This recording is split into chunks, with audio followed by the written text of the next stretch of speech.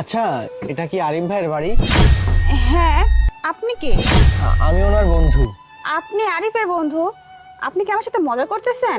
হ্যাঁ, আমি আরিফের বন্ধু। আরিফ কোথায়? আরিফ আরিফ তো পাশে একটা ফ্যাক্টরিতে কাজ করে, আর আমি বাড়িতেই কাজ করি। এই নিন, এটা আমার বিয়ের কার্ড।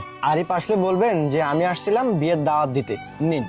আমি তো আপনাকে চিনি না, আপনার নামও জানি না। আপনি কোত্থেকে এসে বলতেছেন যে আরিফ আপনার বন্ধু, বিয়ের কার্ড দিচ্ছেন? আমি কেন নেব? আমি আপনাকে চিনি না, আমি নিতে পারবো না এগুলো।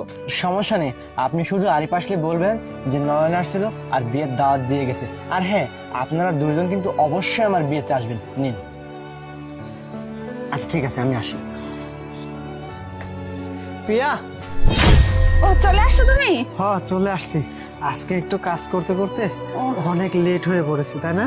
হ্যাঁ, যাই হোক, শোনো, বলতেছি তোমার না একটা বন্ধু আসছিল বিয়ের দাওয়াত দিতে, কার্ডও দিয়ে গেছে। কি বলতেছো? আমার বন্ধু আসছে? কে? আমার মতো একজন গরিব মানুষকে আবার কে দাওয়াত দিতে আসবে?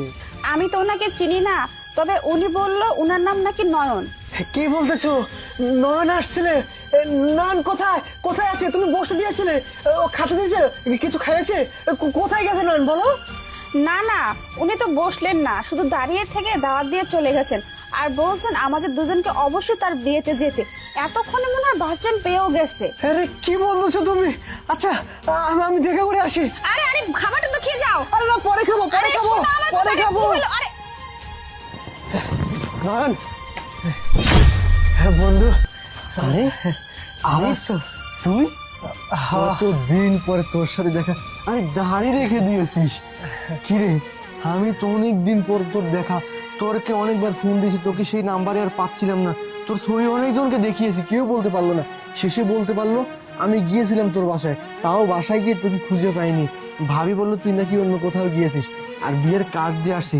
কিন্তু তোর সাথে আমার কথা হয়েছিল যে আমরা একে অপরকে বিয়ে করার আগে আমরা একে অপরকে সবার আগে কার্ড দেবো, কিন্তু তুই আগে বিয়ে করে নিলি। বন্ধু, আসলে আমি যে কি সিচুয়েশনের মধ্যে বিয়েটা করেছি একমাত্র আমি জানি। আমারও খুব শখ আর খুব ইচ্ছে ছিল রে, আমার বিয়েতে কেউ না হলে তুই অন্তত উপস্থিত থাকবি। কিন্তু বাবা মা সবকিছু মিলায় বন্ধু, মানে আমার বিয়েটা একদম, আসলে এটা ভাষায় প্রকাশ করা যাবে না। আমাকে মাফ করে দিস। আরে কি বলতেছিস তুই এসব? সমস্যা নেই, পাগল হয়ে গেছিস নাকি? হ্যাঁ, তুই আমার বাসায় আমি বলেছি। বন্ধু, তুই এক কাজ কর না, গাড়িটাকে থাক, চল দুই বন্ধু মিলে একসাথে খাবার। না, এখন আমার সময় নেই। আর তোর কি বাচ্চা হয়েছে? হ্যাঁ, আলহামদুলিল্লাহ, বাচ্চা হয়েছে। দোয়া করি।